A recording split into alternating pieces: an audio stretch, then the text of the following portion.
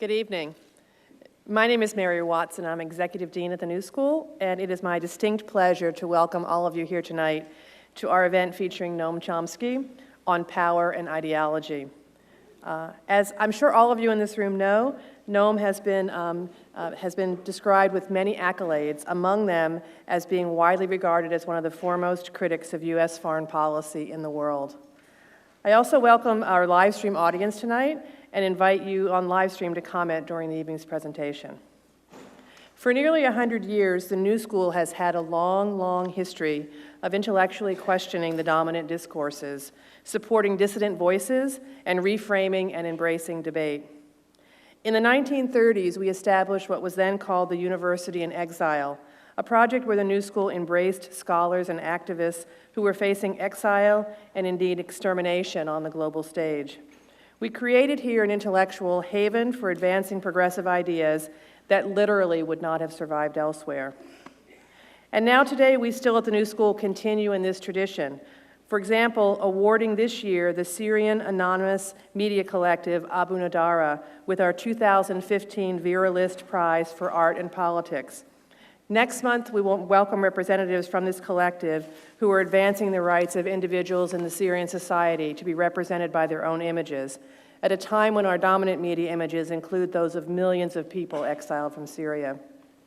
So as part of this long intellectual tradition, the New School is honored tonight to welcome Noam Chomsky. MIT Professor Emeritus of Linguistics and Philosophy, Noam was born in Philadelphia, Pennsylvania. He studied linguistics, mathematics, and philosophy at the UPenn, where he received his PhD. Noam has been at the Massachusetts Institute for Technology for many years, now serving as emeritus professor. Chomsky is a prolific author who has written and lectured widely on linguistics, philosophy, intellectual history, contemporary issues, international affairs, and foreign policy. He has a long and illustrious lineage, including, for example, tonight, we are shortly before the 50th anniversary of the publication of his classic essay, The Responsibility of Intellectuals, which appeared in the New York Review of Books in February 1967. Chomsky has received more than 24 honorary degrees from places including the University of Chicago, Delhi University, the University of Pennsylvania, Cambridge, the University of Buenos Aires, Harvard, the University of Calcutta, and many others. He is a fellow of the American Academy of Arts and Sciences and of the National Academy of Science, and recipient of many awards, including the Distinguished Scientific Contribution Award of the American Psychological Association, the Kyoto Prize in Basic Sciences, the Helmholtz Medal, and the Dorothy Eldridge Peacemaker Award. Noam's most recent books include the New York Times bestsellers Hegemony or Survival and Failed States, and other books including Imperial Ambitions, What We Say Goes, Interventions, Hopes and Prospects, Occupy, and Masters of Mankind. He has written several provocative books on 9/11. So now I'd like to introduce our co-sponsor of tonight's event, Haymarket Books, and Anthony Arnove, who will introduce the event. Welcome.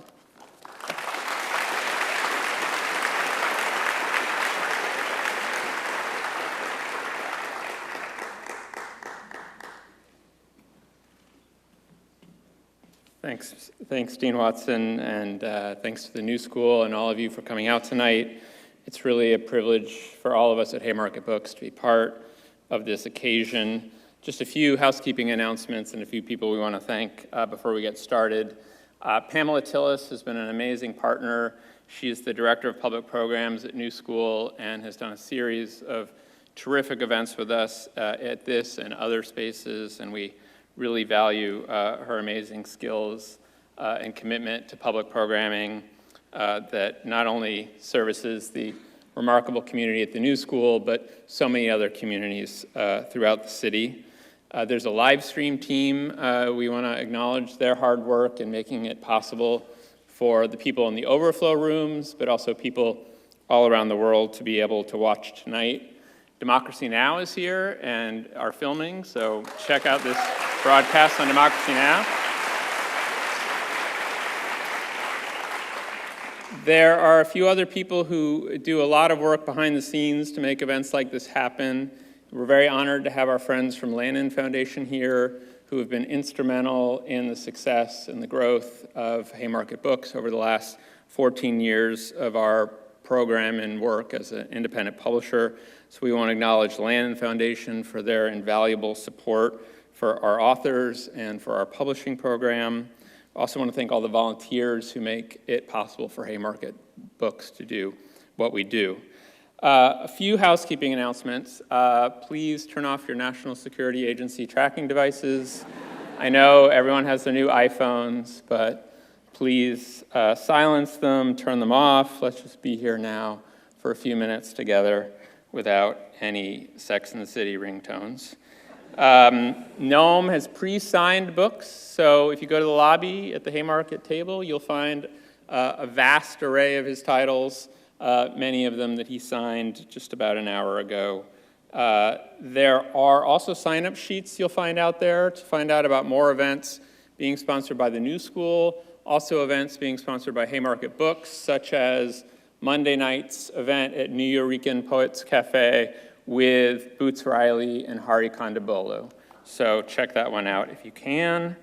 There are people who will be going through the audience with note cards to get your questions. If you're on the live stream, you can send in questions, and we'll be sending those up to Noam at the end of his talk. And just briefly, I have had the privilege of introducing Noam on a number of occasions. And there's so much that one can say about the immense contribution he's made. But I think it really boils down to one very simple point, which is that Noam Chomsky embodies more than any person, I think, in our lifetimes, the meaning of the word solidarity. And that is something profoundly important in today's world. So please join me in welcoming Noam Chomsky.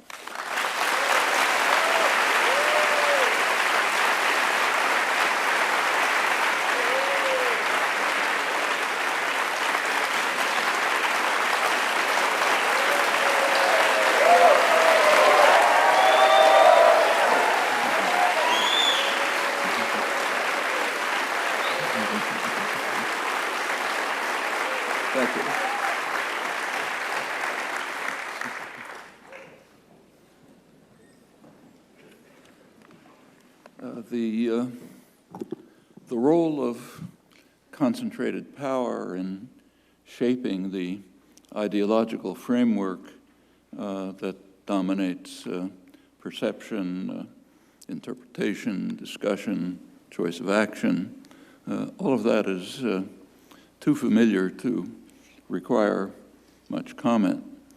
Tonight I'd like to discuss a critically important example. But first, a couple of words on one of the most perceptive analysts of this process, George Orwell. Orwell is famous for his searching and sardonic critique of the way thought is controlled by force under totalitarian dystopia. But much less is known is his discussion of how similar outcomes are achieved in free societies. He's speaking, of course, of England, and he wrote that although the country is quite free, nevertheless, unpopular ideas can be suppressed without the use of force. Gave a couple of examples, provided a few words of explanation which were to the point.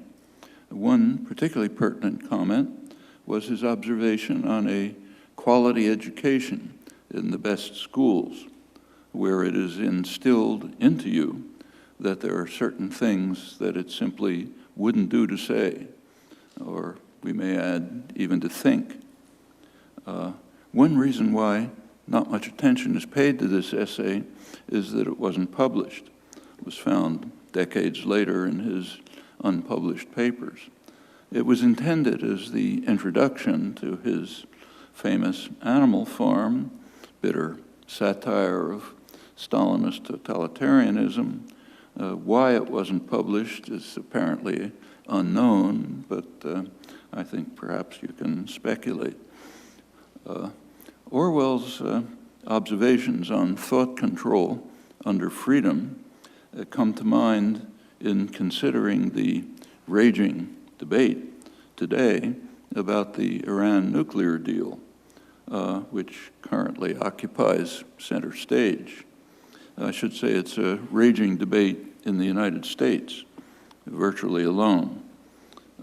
In almost everywhere else, the deal has been greeted with relief and optimism, and without even parliamentary review. This is one of the many striking examples of the famous concept of American exceptionalism. The fact that America is an exceptional nation is regularly intoned by virtually every political figure, and I think more revealingly, the same is true of prominent academic and public intellectuals. You can select almost at random. Take, for example, the professor of the science of government at Harvard. He's a distinguished liberal scholar, government advisor. He's writing in Harvard's prestigious journal, International Security, and there he explains that unlike other countries, the national identity of the United States is defined by a set of universal political and economic values, namely liberty, democracy, equality, private property, and markets. So the U.S. has a solemn duty to maintain its international primacy for the benefit of the world. And since this is a matter of definition, we can dispense with the tedious work of empirical verification. So I won't spend any time on that.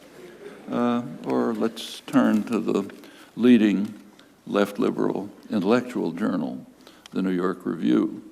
There, a couple of months ago, we read from the former chair of the Carnegie Endowment for International Peace that American contributions to international security, global economic growth, freedom, and human well-being have been so self-evidently unique and have been so clearly directed to others' benefit that Americans have long believed that the United States amounts to a different kind of country. While others push their national interests, the United States tries to advance universal principles. No evidence is given because it's, again, a matter of definition. And it's very easy to continue. It's only fair to add that there's nothing at all exceptional about this. American exceptionalism was standard for every great power, very familiar from other imperial states in their days in the sun, Britain, France, others. And this is true, interestingly, even from very honorable figures from whom one might have expected better. So John Stuart Mill, for example, in England, to mention a significant case, which raises interesting questions about intellectual life and intellectual standards. Well, in some respects, American exceptionalism is not in doubt. I just mentioned one example, the current Iran nuclear deal. Here, the exceptionalism of the United States, its isolation, is dramatic and stark. There are actually many other cases, but this is the one I'd like to think about this evening. And in fact, U.S. isolation might soon increase. The Republican organization, I hesitate to say party, is dedicated to undermining the deal in interesting ways with the kind of unanimity that one doesn't find in political parties, though it's familiar in such former organizations as the old Communist Party, democratic centralism. Everyone has to say the same thing. That's one of many indications that the Republicans are no longer a political party in the normal sense, despite pretensions, commentary, and so on. Rather, the former Republican Party has now become a radical insurgency that's abandoned parliamentary politics. I'm quoting two highly respected, very conservative political commentators, Thomas Mann and Norman Ornstein of the right-wing American Enterprise Institute. And in fact, they may succeed in increasing sanctions and even secondary sanctions on other countries and carry out other actions that could lead Iran to opt out of the deal with the United States. With the United States, that is. That, however, need not mean that the agreement is nullified. Contrary to the way it's sometimes presented here, it's not a U.S.-Iran agreement. It's an agreement between Iran and what's called P5+1, the 5 veto-holding members of the Security Council plus Germany. And the other participants might agree to proceed, Iran as well. They would then join China and India, which have already been finding ways to evade the U.S. Constraints on interactions with Iran. And in fact, if they do, they'll join the large majority of the world's population, the non-aligned movement, which all along has vigorously supported Iran's right to pursue its nuclear programs as a member of the NPT. But remember that they're not part of the international community. So when we say the international community opposes Iran's policies or the international community does some other thing, that means the United States and anybody else who happens to be going along with it. So we can dismiss them. If others continue to honor the deal, which could happen, the United States will be isolated from the world, which is not an unfamiliar position. That's also the background for the other element of Obama's, what's called Obama's legacy, his other main foreign policy achievement, the beginning of normalization of relations with Cuba. On Cuba, the United States has been almost totally isolated for decades. If you look, say, at the annual votes in the UN General Assembly on the U.S. embargo, they're rarely reported, but the U.S. essentially votes alone. The last one, Israel joined, but of course Israel violates the embargo. They just have to join because have to join with the master. Occasionally the Marshall Islands or Palau or someone else joins. And in the hemisphere, the United States has been totally isolated for years. The main hemispheric conferences have foundered because the United States will simply not join the rest of the hemisphere in the major issues that are discussed. Last one in Colombia, the two major issues were admitting Cuba into the hemisphere. U.S. and Canada refused, everyone else agreed. And the U.S. drug war, which is devastating Latin America, and they want to get out of it, but the U.S. and Canada don't agree. That's actually the background for Obama's acceptance of steps towards normalization of relations with Cuba. Another hemispheric conference was coming up in Panama, and if the United States had not made that move, it probably would have been thrown out of the hemisphere. So therefore, Obama made what's called here a noble gesture, a courageous move to end Cuba's isolation, although in reality it was U.S. isolation that was the motivating factor. So if the United States ends up being almost universally isolated in Iran, that won't be anything particularly new, and in fact there are quite a few other cases. Well, in the case of Iran, the reasons for U.S. concerns are very clearly and repeatedly articulated. Iran is the gravest threat to world peace. We hear that regularly from high places, government officials, commentators, others.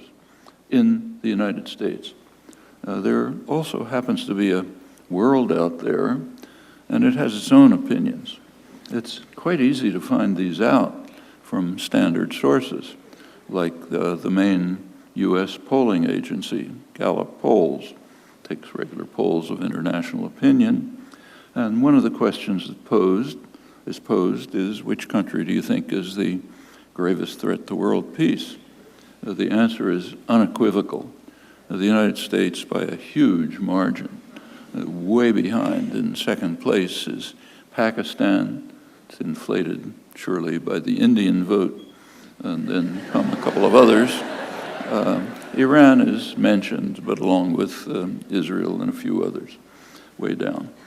That's one of the things that it wouldn't do to say. And in fact, the results that are found by the leading U.S. polling agency didn't make it through the portals of what we call the free press. But it doesn't go away for that reason.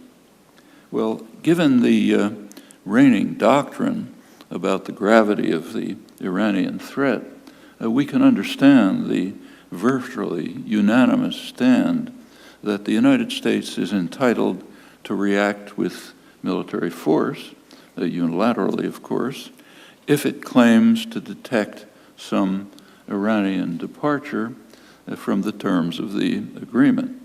So again, picking an example virtually at random from the national press, consider the lead editorial last Sunday in the Washington Post. It calls on Congress, I'll quote, to make clear that Mr. Obama or his successor will have support for immediate U.S. military action if an Iranian attempt to build a bomb is detected, meaning by the United States. So the editors, again, make it clear that the United States is exceptional. It's a rogue state, indifferent to international law and conventions, entitled to resort to violence at will. But the editors can't be faulted for that stand because it's almost universal among the political class in this exceptional nation, though what it means is, again, one of those things that it wouldn't do to say. Sometimes the doctrine takes quite a remarkable form, and not just on the right by any means. So take, for example, the Clinton doctrine.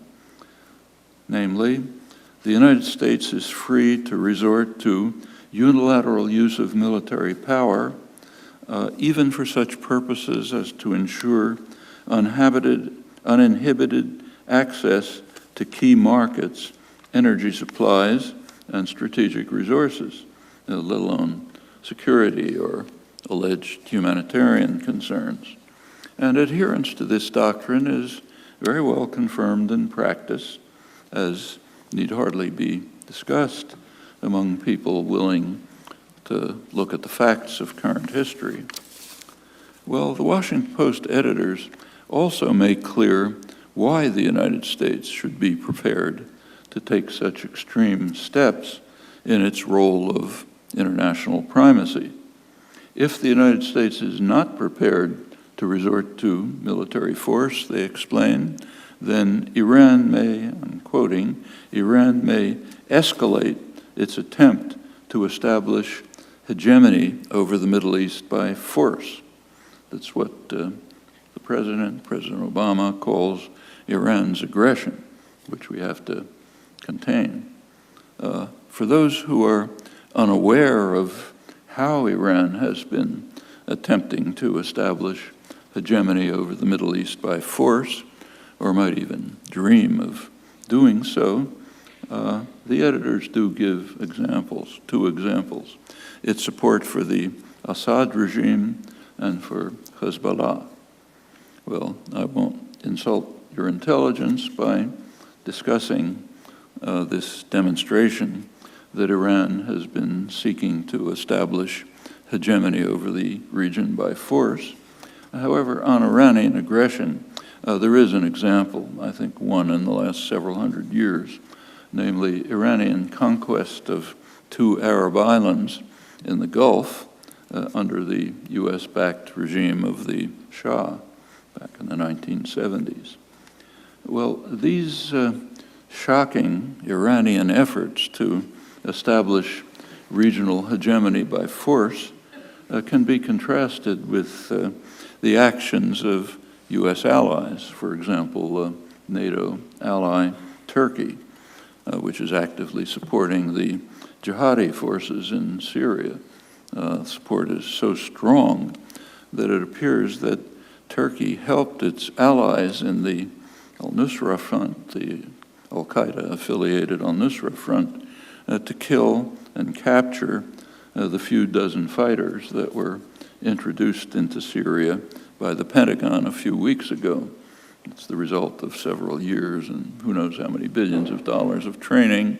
They did enter and were immediately captured or killed, apparently with the aid of Turkish intelligence. Well, more important than that is the central role of the leading U.S. ally, Saudi Arabia, for the jihadi rebels in Syria and Iraq, and more generally for Saudi Arabia having been, I'm quoting, a major source of financing to rebel and terrorist organizations since the 1980s. That's from a recent study by the European Parliament, repeating what's well known. And still more generally, the missionary zeal with which Saudi Arabia promulgates its radical, extremist, Wahhabi Salafi doctrines by establishing Quranic schools, mosques, sending radical clerics throughout the Muslim world with enormous impact.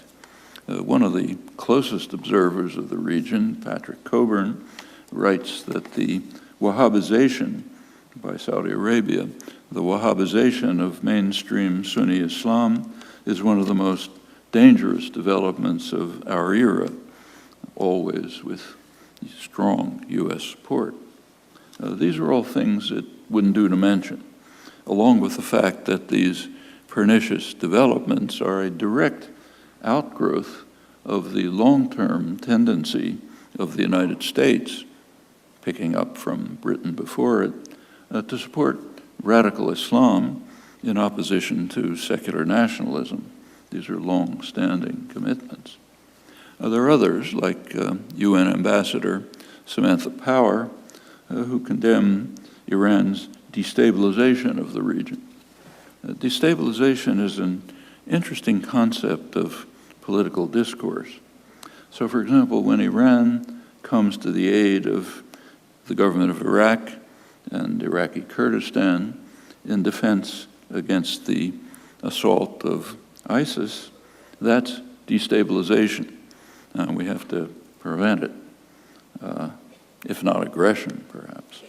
In contrast, when the United States invades Iraq, it kills a couple 100,000 people, generates millions of refugees, destroys the country, sets off a sectarian conflict that's tearing Iraq and by now the whole region to shreds, and on the side increases terrorism worldwide by a factor of 7 just in the first year. That's stabilization, part of our mission that we must continue for the benefit of the world. Actually, the exceptionalism of U.S. doctrinal institutions is quite wondrous to behold. Well, going on with the Washington Post editors, they join Obama's Clinton negotiator, Dennis Ross, Thomas Friedman, other notables, in calling on Washington to provide Israel with B-52 bombers, and perhaps even the more advanced B-2 bombers, and also huge, what are called massive ordnance penetrators, bunker busters informally. There's a problem. They don't have airstrips for huge planes like that, but they can use maybe Turkey's airstrips. And none of this is for defense. These are not defensive weapons, remember. All of these weapons are offensive weapons for Israel to use to bomb Iran if it chooses to do so. And since Israel's a U.S. client, it inherits from the master the freedom from international law. So nothing surprising about giving it vast supplies of offensive weapons to use when it chooses. Well, the violation of international law goes well beyond threat, goes to action, including acts of war, which are proudly proclaimed, presumably because that's our right as an exceptional nation again. One example is the successful sabotage of Iranian nuclear installations by cyber war. The Pentagon has views about cyber war. The Pentagon regards cyber war as an act of war, which justifies a military response.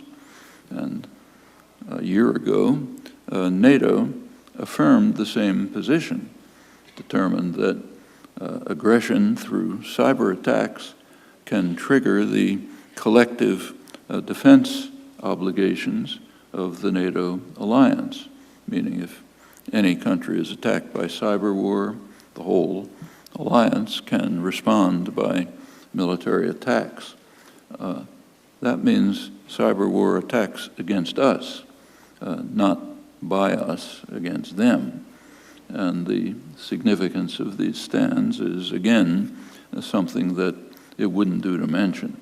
And you can check to see that that condition is well observed. Well, perhaps the United States and Israel are justified in cowering in terror before Iran because of its extraordinary military power. And it's possible to evaluate that concern.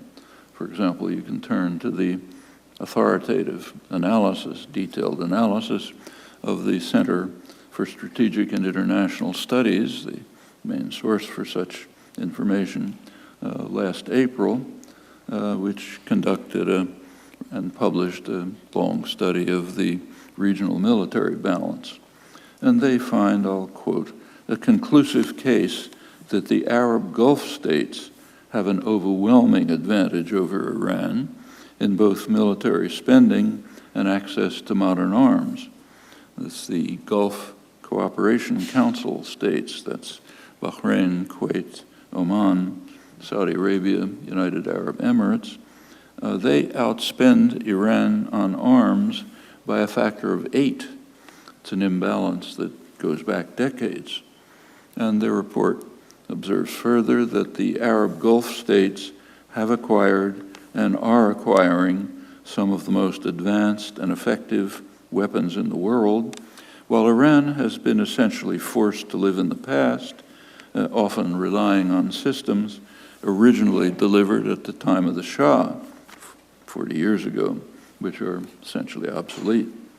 And the imbalance is, of course, even greater with Israel, which, along with the most advanced U.S. weaponry and its role as a virtual offshore military base of the global superpower, has a huge stock of nuclear weapons. There are, of course, other threats that justify serious concern and can't be brushed aside. A nuclear weapon state might leak nuclear weapons to jihadis. No joke. In the case of Iran, the threat is minuscule.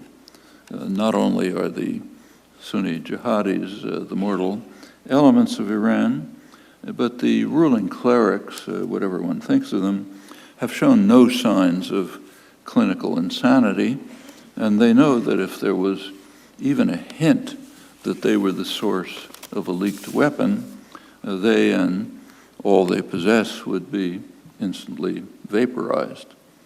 That doesn't mean that we can ignore the threat, however, not from Iran, where it doesn't exist, but from U.S. ally Pakistan, where the threat is in fact very real.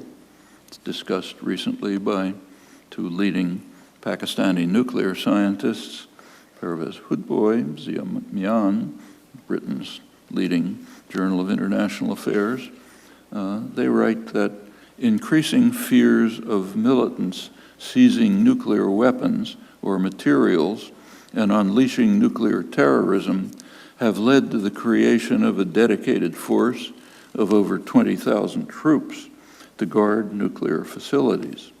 There is no reason to assume, however, that this force would be immune to the problems associated with the units guarding regular military facilities, which have frequently suffered attacks with insider help.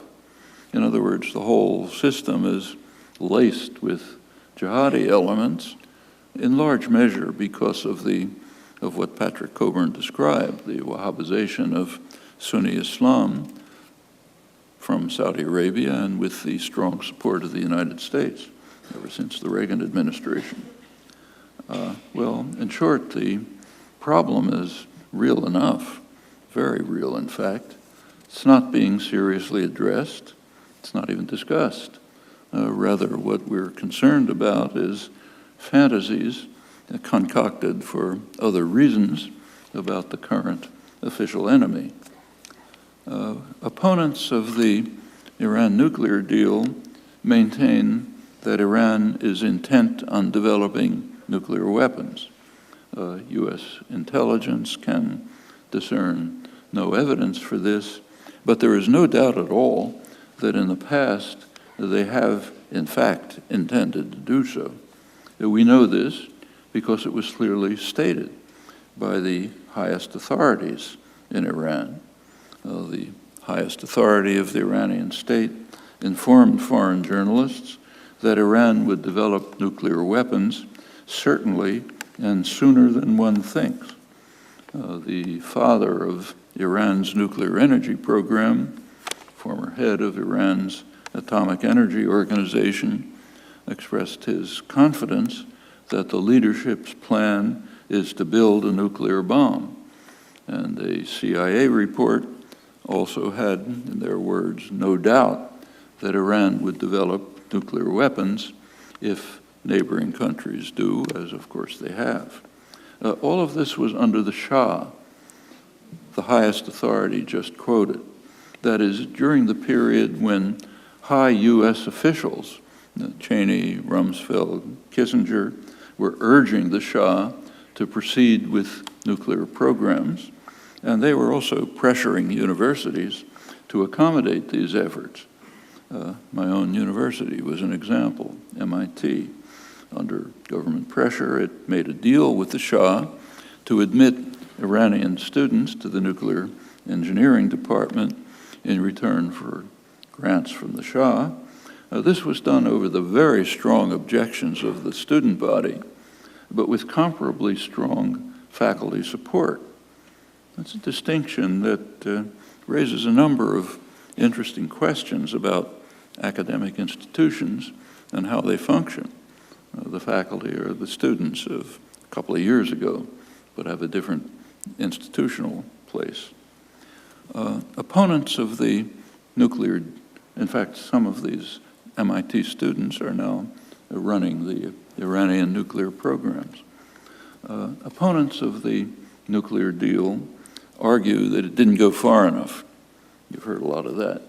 And interestingly, some of the supporters of the deal agree, demanding that it go beyond what has been achieved and that the whole Middle East should rid itself of nuclear weapons, and in fact, weapons of mass destruction generally. Actually, I'm quoting Iran's Minister of Foreign Affairs, Javad Zarif. He's reiterating the call of the non-aligned movement, most of the world, and the Arab states for many years to establish a weapons of mass destruction free zone in the Middle East. That would be a very straightforward way to address whatever threat Iran is alleged to pose. But a lot more than that is at stake. This is discussed recently in the leading U.S. World Arms Control Journal, Arms Control Today, by two leading figures in the international anti-nuclear movement, two scientists who are veterans of Pugwash and UN agencies. They observe that the successful adoption in 1995 of the resolution on the establishment of a zone free of weapons of mass destruction in the Middle East was the main element of a package that permitted the extension of the Non-Proliferation Treaty. That's the most important arms control treaty there is, and its continuation is conditioned on acceptance of moves towards establishing a weapons of mass destruction free zone, a nuclear-free zone in the Middle East. Repeatedly, implementation of this plan has been blocked by the United States at the annual 5-year review meetings of the Non-Proliferation Treaty, most recently by Obama in 2010 and again in 2015, a couple of months ago.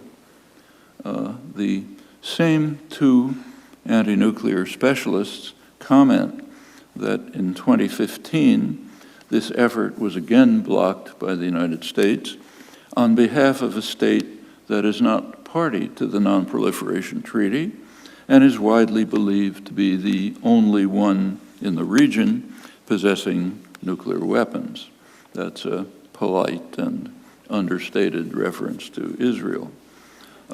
Washington's sabotage of the possibility in defense of Israeli nuclear weapons may well undermine the Non-Proliferation Treaty, as well as maintaining dangerous instability in the Middle East, always, of course, in the name of stability.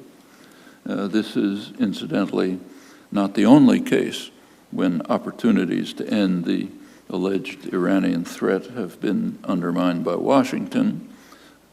Some quite interesting cases, no time, and I won't go into them.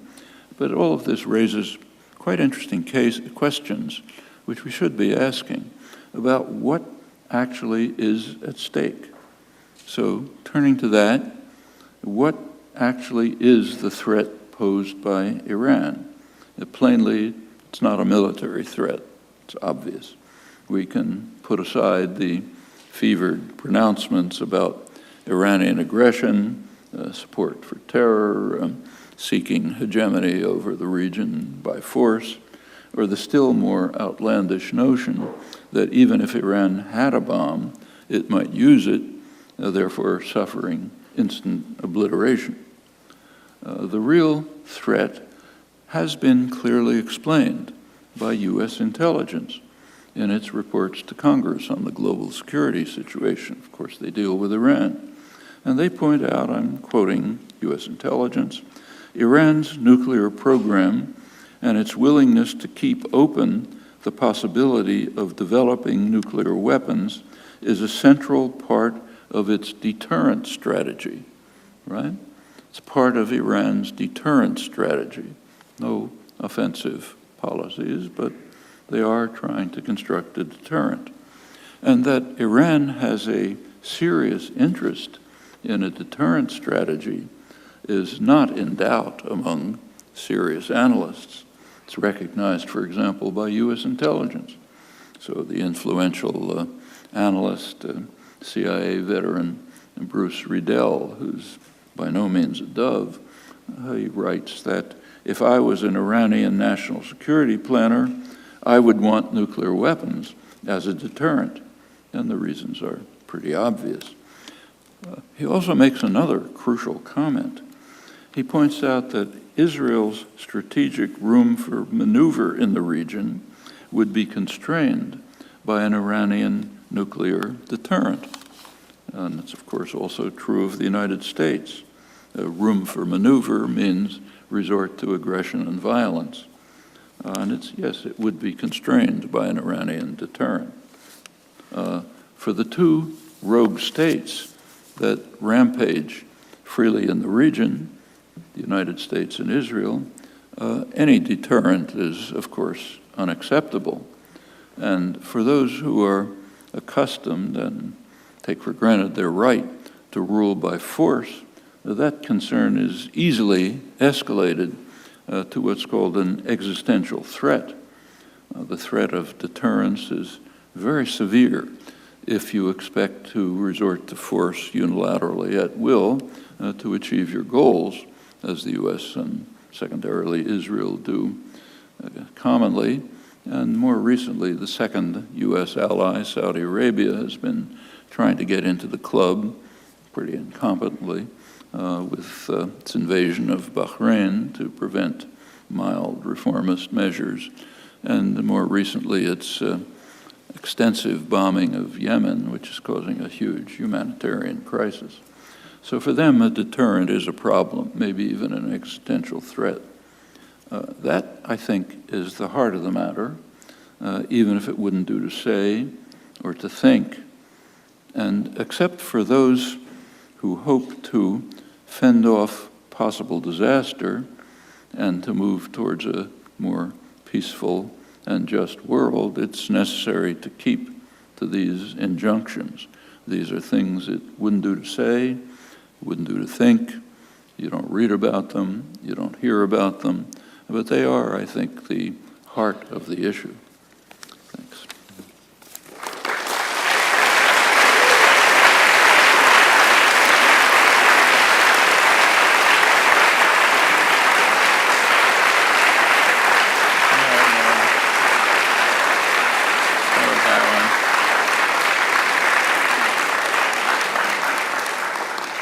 So, how has the United States supported radical Islam? As I mentioned, just as Britain did before it, I won't comment on the British role, but if you want to learn about it, there's quite a good book on it by a very good British diplomatic historian, Mark Curtis, who discusses in detail, going back to the documentary record, how Britain supported radical Islam during its period of dominance. The U.S. has done it always. The major center of radical Islam, extremist radical Islam, is Saudi Arabia, unquestionably. They're the source of the Wahhabization of the region, which Patrick Coburn points out as one of the major developments of the modern era. Who's the main supporter of Saudi Arabia? You are. Now, that's where your tax dollars go, and for a long time. Right now, tens of billions of dollars of arms being sent under Obama, but it goes way back. In fact, the strong U.S. relation with Israel developed out of this. The United States and Israel had close relations, but not unusual, through the 1950s and early 60s. That changed in 1967. What happened in 1967? Israel performed a huge service to the United States and its Saudi Arabian ally. Saudi Arabia has been and remains the center of extremist, radical, fundamentalist Islam, with offshoots and the jihadi movements and so on, including ISIS. At the time, the center of secular nationalism was Nasser's Egypt. And there was a conflict between the two of them. In fact, they were at war. They were at war in the Yemen at the time. Israel administered a very serious blow to secular nationalism. It devastated the Egyptian army in Syria, and it saved Saudi Arabia and offered a great boon to the United States. And in fact, if you check back, it's at that time that the unusual, in fact unique, relationship between Israel and the United States developed. And in fact, it continues after that. I could give more examples if there was time. But that has been a consistent pattern. There are a few exceptions here and there. So sometimes the United States has supported secular Islamic states. The most extreme and interesting example is Saddam Hussein, who was greatly loved by the Reagan administration and by the Bush 1 administration. Could give you the details. they were so supportive of Saddam Hussein that he was even given a gift that otherwise only Israel has been granted, no other country. He was permitted to attack a U.S. naval vessel, killing a couple of dozen American sailors, and to get away with it with just a tap on the wrist. Israel had done the same thing in 1967. Saddam Hussein did it in 1987, and his friendship for Saddam Hussein was so enormous that he was granted that right. And that was a secular state. In fact, George Bush, #1, even invited Iraqi nuclear engineers to the United States for advanced training in nuclear weapons production. That's pretty supportive relationship. So there are cases where the United States has supported secular Islam, but typically it's radical Islam that has been the beneficiary of U.S. support, like Britain before it.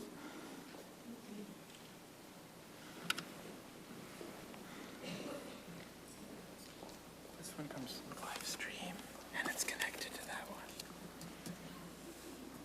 And let's mention that it came from the live stream. Should I ask this too? No, just do that. Why isn't the United States doing more to help Syrian refugees?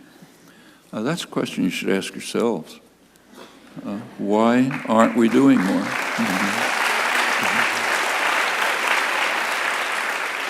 After all, we're pretty munificent already. I think 2,000 have been accepted after several years' wait. But yes, that's a very serious question. Can be generalized. There are other refugees. What about people fleeing from Honduras? That's the main source of what's called the refugee crisis here. Most of them are coming from Honduras. Why? Well, something happened in Honduras a couple of years ago. There was a military coup which overthrew the democratic government. The United States was about the only country that gave it support. And the result of the military coup is a real horror story. It was bad enough before, but it's become horrendous since. So people are fleeing, and therefore we have to build, a mile-high wall on the Texas border or whatever it is. So yeah, these are fair questions. The Obama doctrine vis-a-vis Syria. It's a good question. Washington hasn't a clue. It's obvious. It's a little hard to fault them for that. It's very hard to think of a constructive outcome to this utter disaster. The United States has taken a somewhat hands-off position, except that it's supporting its allies, who are very clear. As I mentioned, Turkey, NATO ally, has been supporting the Al-Qaeda related jihadi fronts, mainly the al-Nusra Front, a couple of others. The Gulf states, also U.S. allies, Saudi Arabia, have been strong supporters of what's now become the Islamic State. Technically, Saudi Arabia, the government, no longer to support them directly, but surely did in the past, and funders from the wealthy Gulf states are still presumably funding them as they have in the past. That's pretty open in the case of Qatar. So these are indirect U.S. policies. The only conceivable hope for some resolution of this horrendous crisis, which is totally destroying the country, is the kind of negotiated settlement that was worked on by serious negotiators like Lakhdar Brahimi, an international negotiator, very respectable, sensible. And the main idea, which is shared by any analyst with a gray cell functioning, is some kind of negotiated settlement which will involve the Assad government, like it or not, and involve the opposition elements, like it or not. there can't be negotiations that don't involve the parties that are fighting. That's pretty obvious. Just as South African negotiations had to involve the leadership of the apartheid state. There's no other way. They can't have other negotiations. It's perfectly obvious that the Assad government is not going to enter into negotiations that are based on the condition that it commits suicide. If that's the condition, they're just going to keep destroying the country. That, unfortunately, has been the U.S. position. The negotiations, U.S. and its allies have demanded that negotiations be based on the precondition that the Assad government will not survive. It's a horrible government. I'd like it not to survive. But that's a prescription for destroying Syria, because it's not going to enter into negotiations on those terms. Right now, and in fact in the past, these have been proposals pretty much supported by the Russians. And in fact, you may not have seen this, but for those of you who read the international press, British press, a couple of days ago, there was a very interesting revelation that in 2012, the Russians had apparently presented a proposal for an interim regime which would not include Assad, and it was turned down by the United States and the West. That was reported in practically the entire British press, The Guardian, Independent, Daily Telegraph, across the spectrum. Didn't appear in the United States for a while, but finally it did appear, not in print, as far as I can tell, but in an online edition of the Washington Post, where there's an article of the usual type that sort of mentions that this is rumored, but can't take it seriously, and so on. Probably didn't mean it, and so on and so forth. Well, okay, you can draw your own conclusions. But if you ask what the Obama doctrine is, it doesn't exist. We saw the Obama doctrine a couple of weeks ago when the Pentagon sent in these 50 fighters who had been trained for years, and they were immediately captured, killed, or just affected by Turkey's ally, the al-Nusra Front, as I mentioned, apparently with Turkish intelligence support. That's the doctrine. Nothing except to support the allies, which are in fact supporting jihadi forces. But what the doctrine ought to be, I think, is pretty clear. What the chances are for settlement in those terms is hard to say, not very high. But if you can think of an alternative, you should present it. No other alternative has been proposed. What do you think about the antics of Donald Trump in tangent to your earlier idea about American exceptionalism? Well,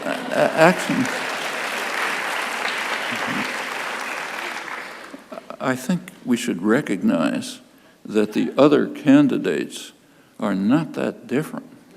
I mean, if you take a look at,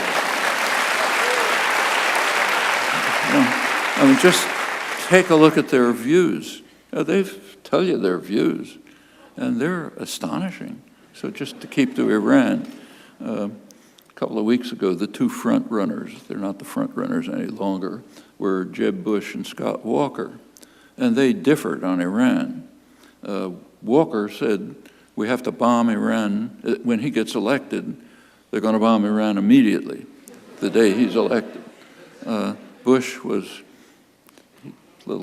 he's more serious. He said he's going to wait to the first cabinet meeting, and then they'll bomb Iran. I mean, this is just off the spectrum of not only international opinion, but even relative sanity. This is, I think Ornstein and Mann are correct. It's a radical insurgency. It's not a political party. You can tell that even by the votes. I mean, any issue of any complexity is going to have some diversity of opinion. But when you get a unanimous vote to kill the Iranian deal or the Affordable Care Act or whatever the next thing may be, you know you're not dealing with a political party. It's an interesting question why that's true. I think what's actually happened is that during the whole so-called neoliberal period, last generation, both political parties have drifted to the right. Today's Democrats are what used to be called moderate Republicans. The Republicans have just drifted off the spectrum. They're so committed to extreme wealth and power that they cannot get votes, can't get votes by presenting those positions. So what has happened is that they've mobilized sectors of the population that have been around for a long time. It is a pretty exceptional country in many ways. One is it's extremely religious. It's one of the most extreme fundamentalist countries in the world. And by now, I suspect the majority of the base of the Republican Party is evangelical Christians, extremists, not, they're a mixture, but these are the extremist ones. Nativists who are afraid that, they are taking our white Anglo-Saxon country away from us, or people who have to have guns when they go into Starbucks, because who knows, they might be killed by an Islamic terrorist and so on. I mean, all of that is part of the country, and it goes back to colonial days. There are real roots to it. But these have not been an organized political force in the past. They are now. That's the base of the Republican Party. And you see it in the primaries. So yeah, Trump is maybe comic relief, but it's just it's not that different from the mainstream, which I think is more important. U.S. exceptionalism has existed since the, what's that? Doctrine. Since the doctrine of manifest destiny in the 18th, actually 19th century. What has changed? Well, what's changed is the capacity to implement the doctrines. So take, say, the Monroe Doctrine, 1823. The Monroe Doctrine essentially declared that the United States must rule the hemisphere. Didn't say it in those words, but that's what it amounted to. And it was the intellectual father of the Monroe Doctrine. It was John Quincy Adams, who was also the intellectual author of Manifest Destiny. Well, there was a problem. This is the 1820s. There was a deterrent. The deterrent was Britain. Britain was the hated enemy. They were the big military power, and they prevented the United States from achieving its first foreign policy goal. By foreign, I mean outside the national territory. That's also aggression, but it's not called aggression.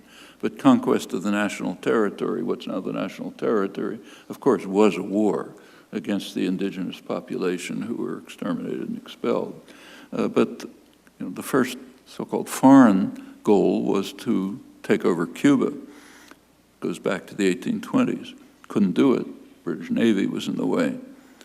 John Quincy Adams, who was an astute grand strategist, pointed out to his colleagues that we just have to wait. He said, sooner or later, U.S. power will increase, British power will decline, and as he put it, Cuba will fall into our hands by the laws of political gravitation, just the way an apple falls from the tree, which indeed happened. Over the 19th century, U.S. power increased, British power declined. The U.S. was able to take further steps in the Western Hemisphere, and in 1898, in fact, it was able to conquer Cuba. If you go to school in the United States, you learn that the United States liberated Cuba in 1898. In fact, the U.S. invaded to prevent Cuba from liberating itself from Spain, which is what happened.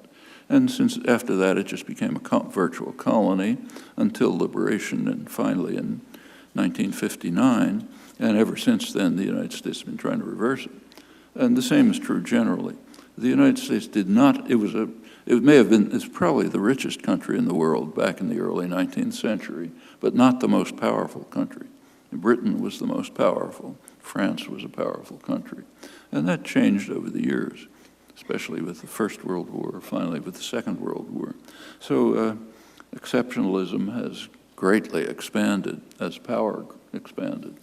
And I say again that this exceptionalism was also true of other great powers during their day of imperial power and domination.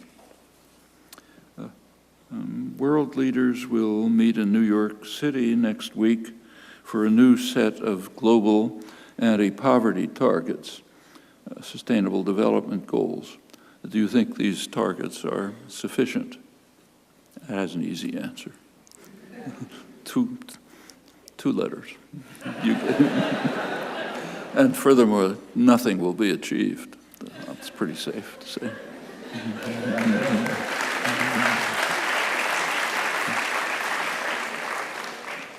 Can you comment on the importance of WikiLeaks cables?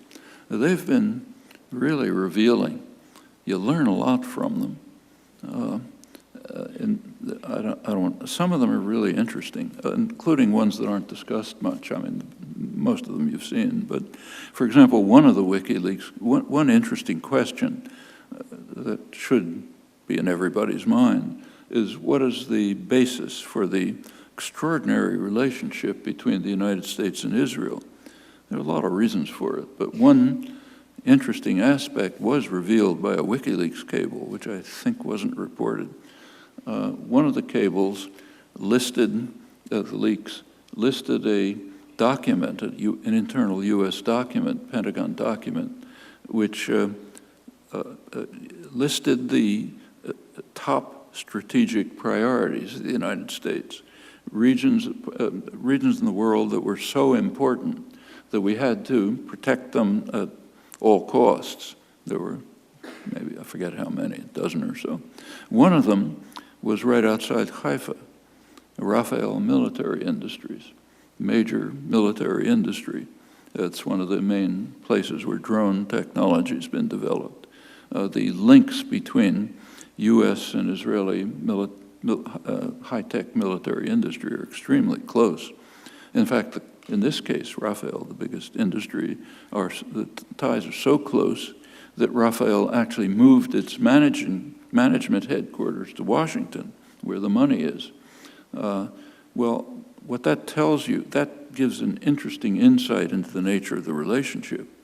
Israel does play a major role, small country, but good high-tech industry, and it plays a major role in repression and aggression.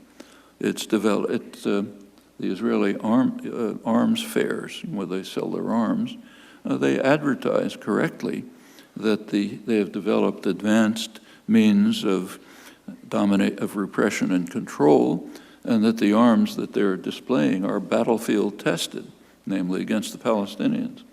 So they've refined the techniques of control, and they contribute to that all over the place, Central America, even in the United States. They're providing advice on how to bar Honduran immigrants, say, from coming to the United States. They help train police and so on. Many examples. Well, that's only one case, but there have been many other cases of the WikiLeaks materials. It's really worth reading through them, not just the ones that do get reported, but many other ones. There's actually a volume that just came out on WikiLeaks, which is important reading.